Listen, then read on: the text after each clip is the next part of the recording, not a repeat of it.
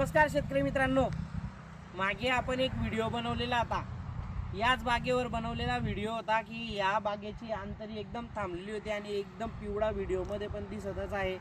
तर दादांना आपण एक सजेशन दिलेलं होतं की खालून सल्फर आणि ह्युमिक सोडा, त्यानंतर आपण एक पोगा भरणी दिलेली होती।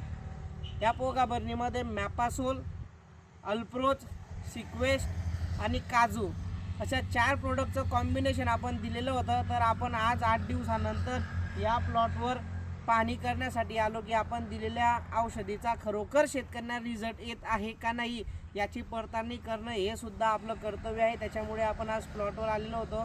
तर दादा काय वाटतं तुम्हाला?